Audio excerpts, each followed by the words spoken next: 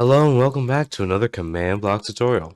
Apologize, it has been a little bit since my last tutorial, but I promise you this one's going to be pretty fun.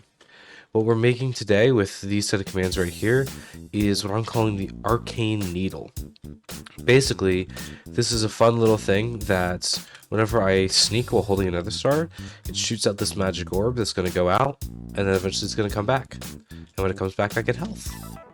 Isn't that exciting? Yeah, right? It's exciting, guys. No, I'm just kidding. That's not all it does. So when we have some, we'll just start with one enemy, for instance. So I have an enemy in front of me. It's going to shoot out. It's going to hit him, lift him in the air, deal some damage, and then put him right back.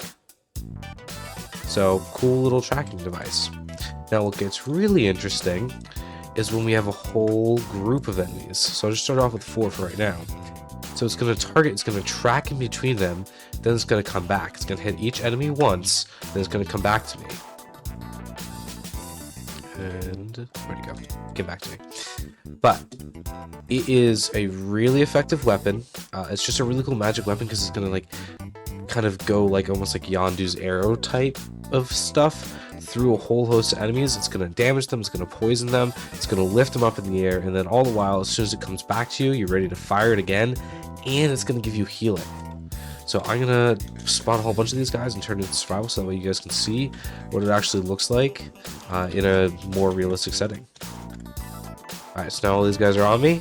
I'm going to try to make sure they're all focused on me real quick. It's like, I'm getting damaged, but it actually doesn't even matter because this thing's going to heal me. As you can see, it sends all of them up into the sky. And then once there's no more targets in range, it's going to come back to me and I can fire it again. It's going to only get to hit each thing once per attack.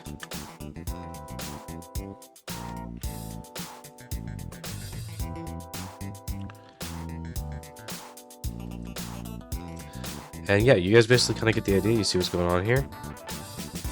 As you can see, I'm also picking up a ton of levels doing this. But yeah, it's a really unique weapon. It's really, really strong. Obviously, there's a lot of the values that you can change. So this is the damage, the effects it gives you, the effects it gives them. But yeah, I mean, I can also, like I said, keep myself alive because every time it comes back to me, I get healing.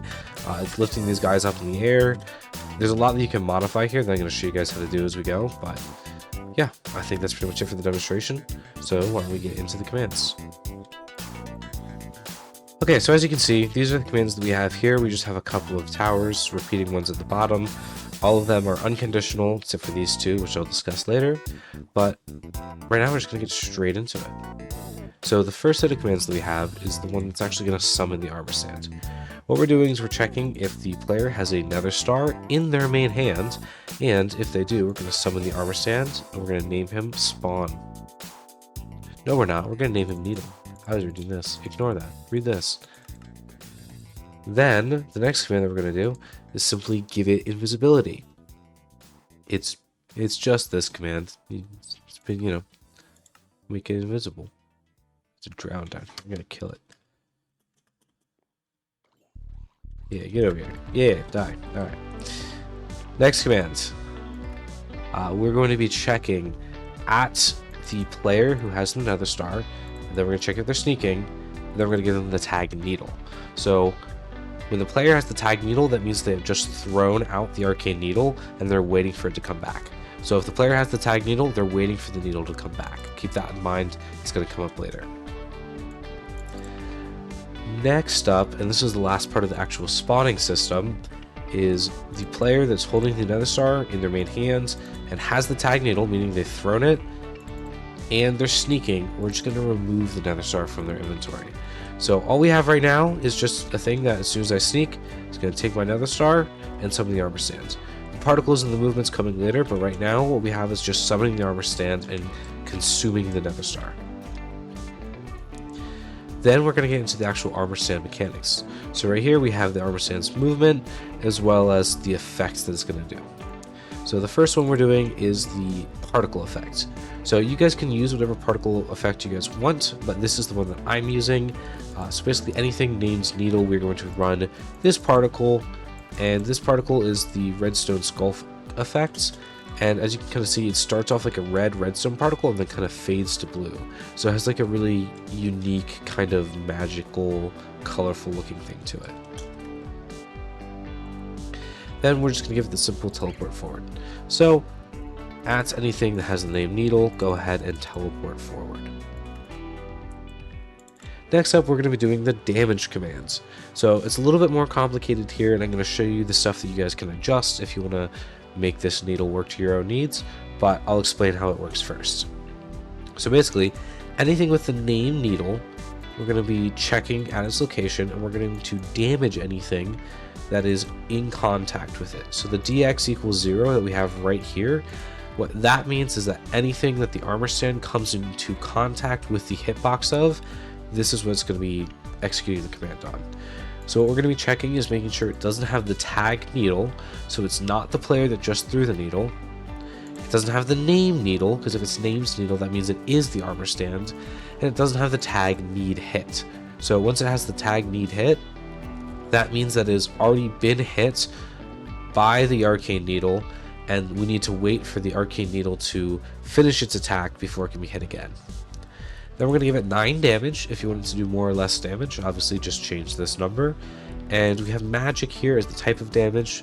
This means if you kill a wolf or another player with this, it's going to say it was killed by magic, so it sounds kind of cooler. This also means it's going to ignore the armor effects of different mobs. Finally, we're just making the entity the closest player with the tag needle, so that way the damage is sourced from the player who threw it, and it's going to be dealing knockback from relative to the player. Next up, and this one's entirely optional and something that you can totally change if you guys want, it's the exact same command as the damage, except instead of damage, we're giving it the effect of levitation. So you guys could make it maybe slowness, so it slows enemies on hits instead of lifting them up. You can change these numbers to make it lift higher or lift longer, that kind of thing. Entirely up to you. It's the exact same command as the damage command, except this one is lifting it up instead of damaging it. Similarly, exact same command once again, except instead of levitation, we are going to be giving it the wither effect. But other than that, it's the exact same command, so I'm not going to go in detail on that one. Finally, this is once again pretty much the same command, except instead of an effect, we're going to be doing a tag command. So we have the tag here, and then it's going to do the same thing. It's going to tag it with need hit, which means needle hit. So this means it's already been hit, and it's not going to be hit again until we remove that tag from it. Then at the end of it, we're going to be checking for anything that does have the tag need hit, so anything that has been hit by the arcane needle, unless there is a needle player, so this is going to be a player who's thrown it within 20 blocks, it's going to remove the tag need hit. So if there's no player who's recently thrown it within 20 blocks, it's going to go ahead and remove the tag need hit from it. This is just going to be allowed to be hit again from different attacks, but not twice by the same attack. So that's going to be the basic mechanics of what the actual needle is going to do. Now we're going to talk about how it's actually going to be moving, how it's going to be chaining between multiple enemies, and then coming back to us. That's what this next set of commands does. So the first thing that we're going to do is we're going to check at a player who has thrown it, the player with the tag needle. We're going to look 8 blocks out from wherever the player is looking, and we're going to tag anything that is not already tag needle, so not the player itself. It is within 8 blocks, so it's not just infinite range. It does not have the name needle, so it's not a needle itself. It doesn't have the tag need hit, meaning that it's not going to target the same thing twice. I already discussed what that tag means. And it's in the family mob. This means it's going to be ignoring things like XP orbs and items. Then we're just going to add the tag target to it. So this just means that anything that I'm looking at that hasn't already been hit becomes a possible target. The next thing that we're going to be doing is executing at the needle.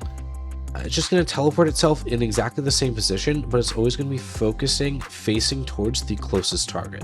So this way is always going to be tracking onto the nearest, so the C equals 1 means it's just the single nearest entity, and anything that has the tag target, it's going to be facing towards. Next up, we are going to be looking at the needle, and it's basically saying, if there is no player within 15 blocks, it's going to have the tag come added to it. And the tag come is going to make it start heading back towards the player, so that way it can return to their inventory for the player to use it again. Then finally, we're going to be removing the tag target from everything that has the tag target. This just makes sure that we're not leaving the tag target on for too long and that the available targets are constantly updating based on whatever we need to be happening. But this is pretty much it for the positioning and the location, how the thing actually moves around. So the last little bit that we have is just how the Arcane Needle comes back into your inventory and some other stuff with that. So what we're going to be doing is we're going to be looking for the needle, so the armor stand with the tag come. It's going to check, make sure there's not a target within 12 blocks of the needle, and if so, it's going to check at the closest player with a dx equals 0, so that means the armor stand itself is touching the nearest player, and the player has the tag needle, meaning they've thrown it. It's going to give that player the tag return. And once it has the tag return, we're going to do a couple other things. So we're going to be checking at the players that have the tag return. It's just going to kill the needle, the armor stands, that's right beside it. So this way, once the armor stand comes back to it, it's going to kill the armor stands. Then it's going to remove the tag needle from whoever has the tag return. And it's going to give whoever has the tag return the nether star. Mind you, I should mention, I forgot to mention this, that the tag remove needle, and the give the nether star are both on conditional commands. So then, once the player has the needle back in their inventory, it's going to remove the tag need hit from all the monsters that are nearby, meaning that as soon as you have it back in your inventory, it's going to make it so that the monsters can be attacked again really easily. Then we're just going to give the player regeneration for receiving the needle back. So if you want to maybe have a different effect, such as speed boost or resistance, you can go ahead and change this command or just copy this command and add more like it. So this way, whenever the needle comes back, you actually get some effects from it, some bonuses from it. This is an optional command, but it kind of makes it a little bit more interesting and a little bit more powerful if you get some kind of effect whenever it returns to you. Then we're going to actually remove the tag return from the player. Then the final command, which probably shouldn't be in this chain block, but it is, for anything that has the tag come.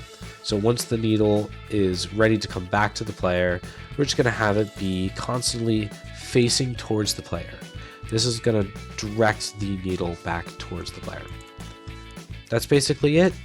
I know there was a lot of tags, there was a lot of needles and cum and stuff that was all kind of going around with that. So if you guys don't understand, that's fine. Just make sure you copy exactly what I showed on screen. Try not to confuse any braces or brackets or parentheses. Try not to confuse any commas with periods. And yeah, I'm just going to end out the video by spawning in with our little horde of mobs and letting you guys see me take it on. So the needle's really fun. It's just a really unique weapon. It's great for dealing with hordes, but you can also deal with like bossy mobs like the Ravager pretty well too.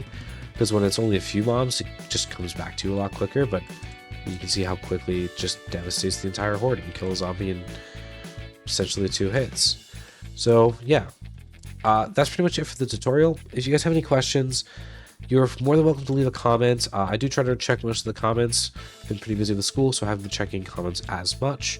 But I do also recommend joining my Discord server. There will be a link in the description. Go ahead and check that out. There's a lot of cool guys who are going to be able to help you figure out your command issues and your problems. But with that, I hope you guys enjoyed the video, and bye!